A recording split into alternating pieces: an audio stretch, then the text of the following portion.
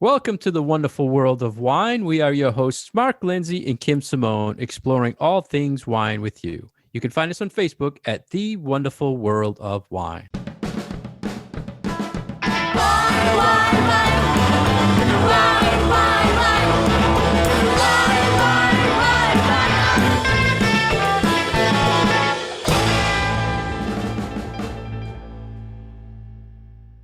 Hello again, everybody, and welcome to the wonderful world of wine. We are your hosts, Mark and Kim. Happy New Year, Kim. Happy New Year, Mark. Good to talk to you again. Good to talk to you again. Yeah. And Happy New Year to all our listeners. This is our first show in 2021, Kim. Do you believe it? 2021. I know. Wow. So glad that year is over.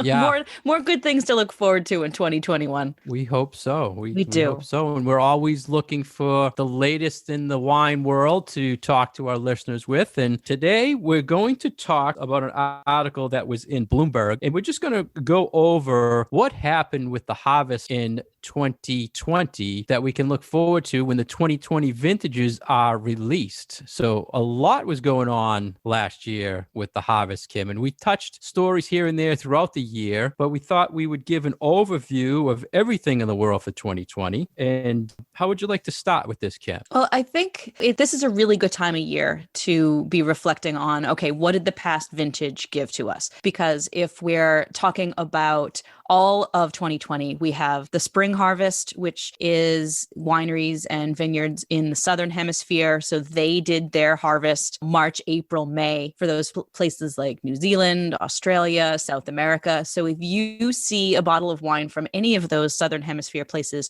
with the date of 2020 on them, they would have been harvested in what is our spring. So those first few months. But this is a really great time to talk about then the Northern Hemisphere vintage places like Europe, like California, because we finally have an idea of maybe what those wines are going to look like and going to taste like. Everything is picked, everything has been made, and the wineries are starting to get a little bit of an idea of what the flavors of those wines are turning into. So I actually feel like December, January of the new year is a really great time to be addressing these things because, like you said, this year was a little bit of a roller coaster for a lot of different places. So it's going to be a very interesting vintage report. I'm glad you mentioned the 2020 Southern Hemisphere stuff is already on the shelf. So some of our listeners might be saying, well, I've been drinking 2020's New Zealand Sauvignon Blancs for a while now, right? It's been on the shelf. So Kim, have you had any 2020 vintages of anything this year? The only thing that I have had so far has been Beaujolais Nouveau. So I have not had anything from New Zealand yet for 2020. Still working on some 2019s, which are still holding up great. Those are not old wines yet. So there's plenty out there for people to experience as they're waiting for those 2020s to come out. And we talked about Beaujolais Nouveau in the past, Kim. And so our listeners probably say, wait a minute, France, Beaujolais Nouveau, that is not Southern Hemisphere. Why was that released already? And why are we waiting for the others, right? So that's a unique 2020 release that comes out very early. Right. As I like to tell people, those that bottle of 2020 Beaujolais Nouveau that is released the week before Thanksgiving, 8 weeks before, that was literally still a grape on a vine. They're like brand spanking new right out of the tank. So it is sort of an outlier when you get a particular wine released into a store or into a restaurant. So you're right. That one is a little bit of a rule breaker. So it's interesting that right now the Southern Hemisphere is obviously summer, we're winter. So that's why obviously the harvest is and the vintages are released at different times. I've noticed lately the 19 vintages of like California stuff are really starting to hit the shelves. Like October, November, December, they've been coming in full force now. So you're going to start seeing 19 vintage Northern Hemisphere stuff. Pretty soon we'll be getting 2021 from the Southern Hemisphere because they'll be harvesting when we're just starting to grow. So it's always interesting. It always baffles me, the growing seasons. You have to kind of, I don't know, it lost me in the beginning, but it took me a while to kind of understand the whole cycle thing. But I think it's nice that there's always something new hitting. That's one of the sometimes maddening things about wine, but also exciting things about wine is that it never stays the same. There's always changes, and there might be, a slight difference between one vintage and another. And you can be sad when your favorite vintage is gone, but there's always something new to look forward to. Yeah. So this Bloomberg report covered all the areas. It had a lot of highlights. And I thought it was interesting, Kim. They didn't really mention a lot about the pandemic affecting the harvests. Right. It was more of a traditional, it was more of a traditional harvest report. Like this was, more the impacts of weather on the quality and the quantity of the grapes, but not so much the human element that COVID has disrupted as far as being able to manage the vines and harvest and all that stuff that people are required for. So they started out with the US, talking California and Oregon, and the big thing affecting harvest, of course, was the big fires that happened this year again, right? Which, the smoke that we mentioned. So they're really worried about what was going on. And I think, Kim, what we learned is a lot of the harvests had already taken place, unless something happened where the wineries unfortunately burnt down that would affect their harvest because they can't produce what they grew. Right. So California, unfortunately, was hit by two massive wildfires at different times during the harvest season. So they had some in August, and then they had those terrible ones that hit at the very end of September into October. So it was kind of a double whammy because there were some wineries who the fires might have been close to them in August, but they didn't suffer any damage, and then they got hit by it really, really badly in that later one. So that was Napa and Sonoma really got hit hard by that September fire, and the smoke was very different, and it was very almost like tarry and clingy because there were so many structures that burned down as opposed to it being wildfire that was burning trees and woods and grasses and things like that. So two very, very different fires, and the smoke really was the main thing that had impact in that later one because so much Cabernet was still on the vines and hadn't been harvested yet. So from some other things that I've been reading, it sounds like there is going to be very, very little of those higher tiered or better quality California and Napa specifically Cabernets for the 2020 vintage. So we just may not even see a whole lot of those bottles on the shelf in a couple of years. Yeah, I know at the end of the year, there was a lot of Napa Cabs I couldn't get already, not to mention the 2020 vintage, but they're already sort of holding back things to preserve it because they know they're not going to be able to produce anything maybe this vintage year. There was also a little comment they made about the smoke, Kim, I thought was interesting, saying they feel that smoke, if it's at the high atmosphere, like way up in the air, it might not have the same effect as if you're close to the ground with the smoke on the grape. They're still testing things there. So yeah, and the testing is a big thing too. They didn't really mention Washington as much, but we know they probably had some damage as well from fire and smoke. But they didn't really mention in this that I saw, unless you did. No, it was mostly focusing on California. So I know, like you just said, Washington did have some damage, Oregon as well, but it may have been what you pointed out, that it could have been smoke in that upper atmosphere range that didn't have as much of an impact. And that was that from those earlier fires. So hopefully Oregon and Washington will be fine. And luckily, not a lot of white wine production has been affected because of all of these fires. What will impact the quality and the quantity of the whites for this year was just the heat waves that were running through California. It was so hot throughout so much of the season that most likely will have an impact on the flavor of a lot of the whites. So you can probably look out for heavier, maybe higher alcohol, more riper flavors in your whites. There aren't going to be as many of those light, bright, crisp whites, but we don't tend to get a lot of those out of California anyway. So that's what you can look for the California 2020s.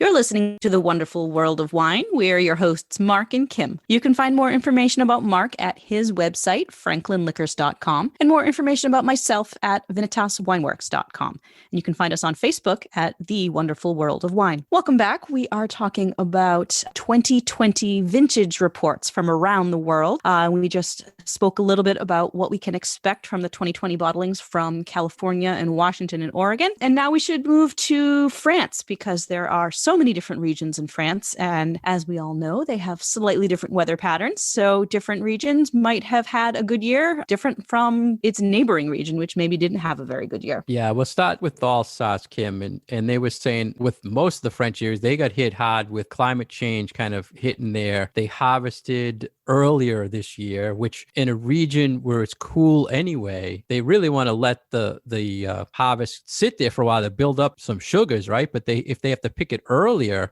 a lot of times they're not getting that alcohol that they need out of the fruit. So I think they also mentioned of Alsace, Kim, that they had an all-time low in sales coming into this vintage year. So now they're concerned that their sales are going to even get worse because they won't have any product to sell. Mm-hmm. But it did sound like it was a promising vintage out of Alsace. When they tend to have very low precipitation in this area. It tends to be one of the drier regions of France. So when they have a slightly warmer vintage, they tend to have kind of rounder, slightly more luscious wines. So I think it sounds like the quality of the wines from Alsace for 2020 are going to be quite good. And it's just a matter of, is there enough of a market for them and who's going to be buying them and can they sell them? So hopefully, and this looks promising for me, so I'm going to keep Alsace 2020 on my radar, especially for the reds. There was mentioned that the Pinot Noirs are going to be very, very good from this vintage. So I am looking forward to that. Yeah, they were saying juicy, rich Pinot Noir, which is a different style. Usually it's more acidic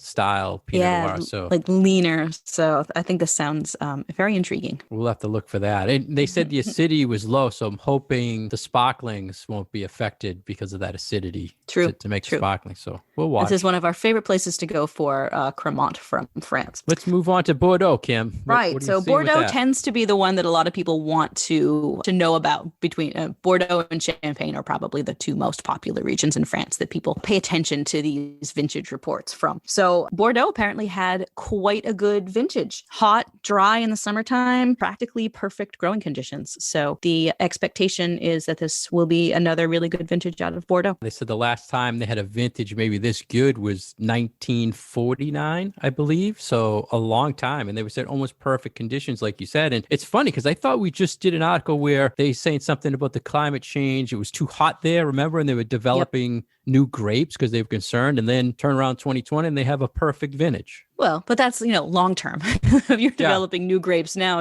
those aren't going to make it into the bottle for a decade, maybe more. But I feel like every couple of years we get this information out of Bordeaux that it's like vintage of the century, hasn't been as good of a vintage in, 40 years and blah, blah, blah. Like we heard that in 2000 and 2005 and 2010. So 2020 is going to be another one. So some more things to stock away in my wine cellar because I've been drinking my 2010s. I mean, I think the 15 vintage, the 17 vintage were all good. And then they turn around and they say, oh, next year's not going to be as good. And then they say, oh, yeah, it's very confusing to me. Never mind. Yeah, I won't worry. If they kind of, I feel like a lot of times sales use that to pressure you to buy into a certain vintage. Yeah. Because they don't want to buy into the new vintage yet. But I wouldn't be concerned ever about it. It's always going to be, they'll always make good stuff. Hopefully.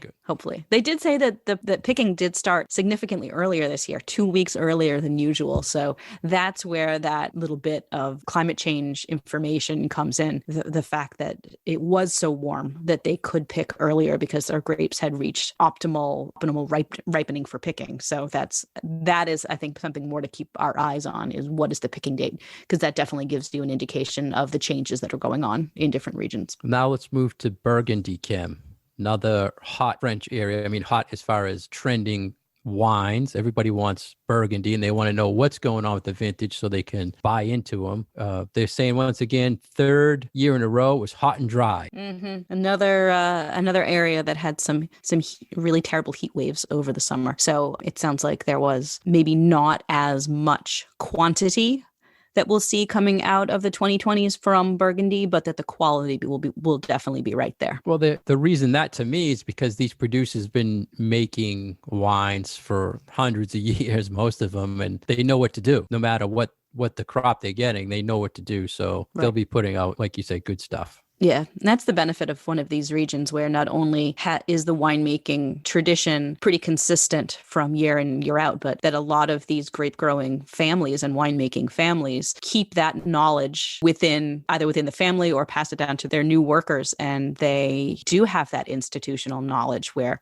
they can respond to whatever the weather might be or whatever Mother Nature throws at them because they have all this experience. So another good reason to trust in Burgundy because they really do know what they're doing. Oh, yeah. Now we'll move to Champagne, Kim, the bubbly queen. You're all excited to hear the harvest report or the vintage report for Champagne. And we did a few stories last year on this. Yeah, so we're always up to date on it. All right. So this report is pretty much saying the same thing from a number of the other things that we were talking about over the spring and the fall, that a lot of the growers have cut back on the quantity of grapes that they even were going to be producing because of concern that they wouldn't be able to sell it because of COVID or because of that are going on with the restaurant industry and distribution. So seems like there is going to be less of it.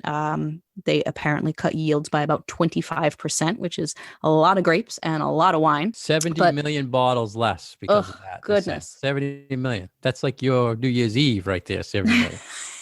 That's a huge. I wish. Not when it's only me, though.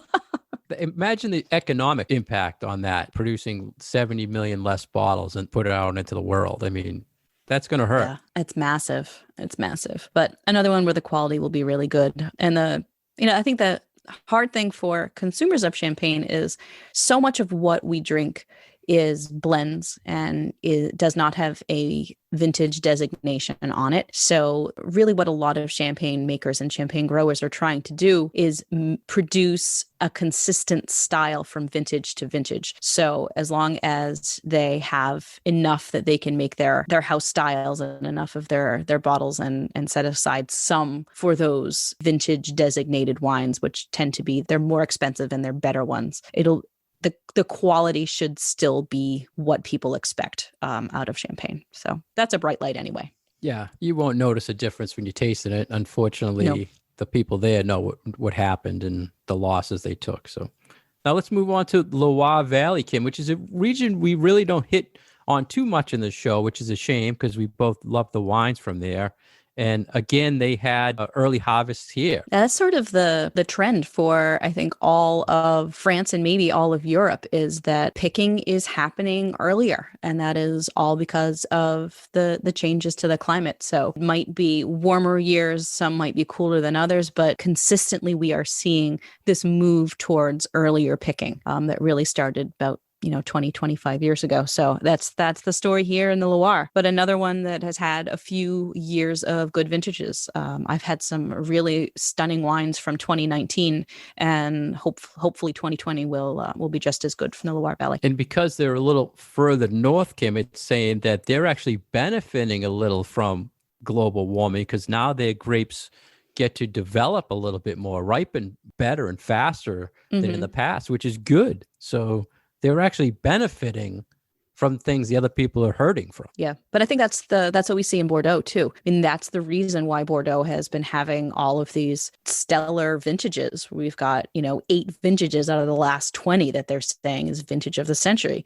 because they're always right on that cusp of, is it too cold to make really delicious wine? So if you have just that extra little bit of temperature going up, you cross the line into all of a sudden being able to produce fully ripe, really delicious juice. So yeah, I think the Loire Valley is kind of in the same boat as Bordeaux. It's like they've just been pushed over so that the grapes can fully ripen and develop more of these ripe flavors and produce more, dare I say, delicious wines. Now let's move south again in France, Kim, the Rhone Valley. And they were very happy with the harvest in 2020. Yep. So same story. And I don't drink a lot of Rhone wines these days. Do you? No. And then honestly, they're not selling like they used to.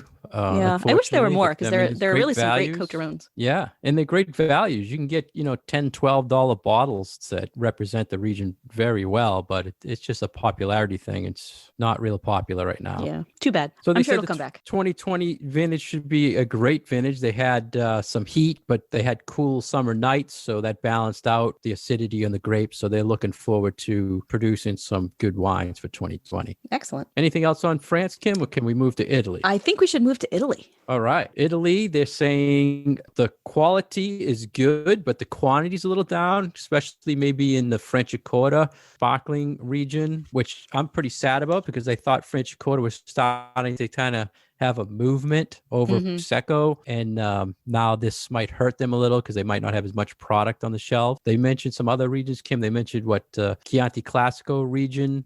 They're pretty happy with that. Yep. So good year for Chianti Classico. It's like another good year for those quality Proseccos that people are always looking for. Not as hot generally in many places in Italy that we had been seeing in France. So it did seem to be a little more of a stable vintage in northern Italy than we were seeing over the mountains in France. So some good consistency, mild, and that produces really good grapes. So the most popular Italian wines for our listeners will be okay, like the Chiantis, the Proseccos. You don't have to worry. Everything's still going to be the same, even though exactly. So 2020 will be goodbyes. Most of the stuff we heard from there, they were hurt by was the shutdowns due to COVID. They had harvest issues because of labor. They couldn't bring help in, but the harvest was still, vintage was still good. So now let's move to Spain, Kim, where you should have been. This year, but could not travel. Thanks, COVID. Yeah. So what did you miss on the harvest, Kim, in Spain? So looks like I missed a lot of rain. Good.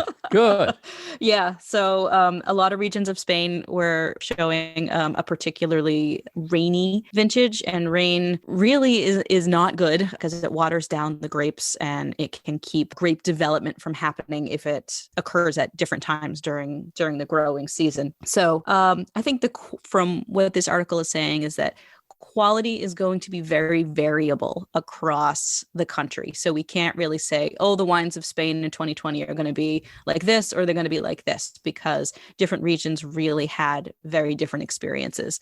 So there were some places like Rias Baixas, which is in the northwestern corner, like just north of Portugal, where just like in Italy, they were having issues with finding enough people to pick the grapes. So that is, less the vintage and more of a human labor issue. So I think we're going to see some of those issues creep up in other regions of Spain as well. But some places had a lot of drought. Other places, again, had too much rain. So very variable across the country.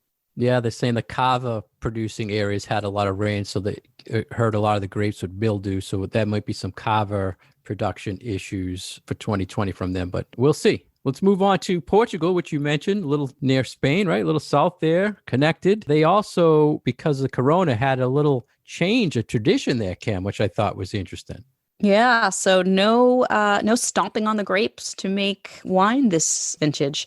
Trying to be a little more paying attention to hygiene and people contact with your wine. Yeah, it's funny. It wasn't because of their feet touching the grape. It was because of you touching the person, holding on to them. As you got to hold on to each other, and like the dancing in the troughs and all that. So they wanted to keep the workers socially distant from each other, and dancing on grapes to crush them wasn't part of the equation this year.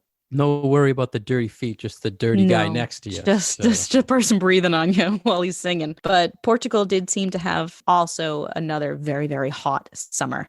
So some of the grapes even got to the point where they were dried out and raisinated on the vines themselves, which makes it a little bit more difficult to make wine. But this is an issue that we've been seeing in Portugal for the last few vintages. It's just some areas are just getting so hot that a lot of the grapes are unpickable. And last, Kim, we want to talk about Germany, which typically is a cool climate region. But once again, global warming kicked in there in Germany in the harvest this year. Mm-hmm.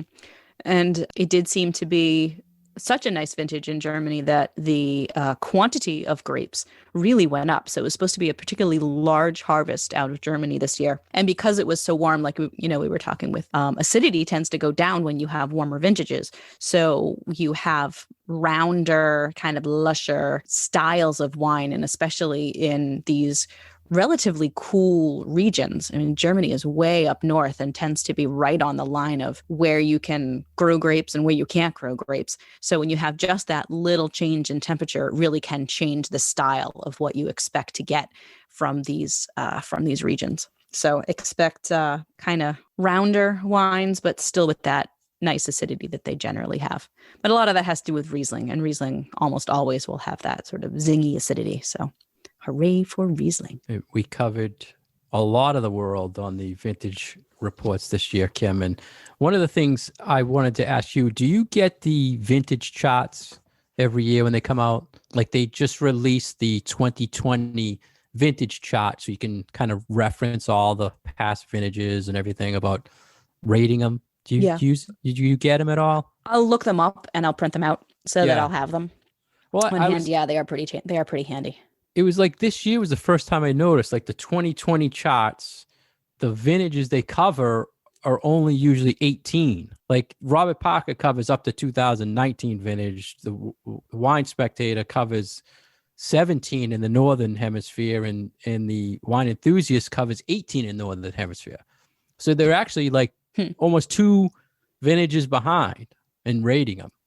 Because I guess, like, the 20s haven't been released, the 19s are just being released. So it would take probably a year to get some feedback on how it is, I guess. But I never really looked at that before. Yeah. When I saw 2020. I've always noticed that. And it was always a little annoying when I was working in retail that we would have a, brand new vintage chart, but it wouldn't say anything for the year before. And so much of what people purchase are not those wines that have already been aging 5 years or so. It's the brand new stuff that we just got off a truck from the distributor, and the distributor is rolling through the newest stuff. So therefore we're getting it. So if it's even a nice bottle of New Zealand Sauvignon Blanc, it's not going to be 3 years old. It's going to be relatively recent. And a lot of these magazines that do these vintage charts really don't pay attention to a lot of these other wines that people are just drinking as their everyday wines. So if it's something, a less expensive, maybe it's a $15 Rioja that doesn't really need a lot of age on it and has just come into the store, you're not going to be able to find that stuff on a vintage chart once it first comes out. So that's a little frustrating, I think, for, those of us. That's exactly where I was hoping you were going. Trying to sell the wines. I was hoping you were going to say that exact thing, Kim, because you knew my frustration. I don't know if you knew that. Yeah. Well, it's funny because I printed out every year thinking, okay, customer's going to ask me what was the vintage like in Napa or Sonoma. And I'm going to have the chart because I want to know exactly what it's rated or whatever. But it really doesn't matter because most of that stuff is probably, like you said, a lot of stuff's not rated yet, number one, or there's none of that vintage left in the store by the time they're asking the question. So those charts, to me, I used to print it out, put it in my wallet, and I never even used the thing. I remember the wallet size ones. Yeah. I used to keep one around too. I'm glad we started the year off agreeing again with something. Oh, well. I'm happy.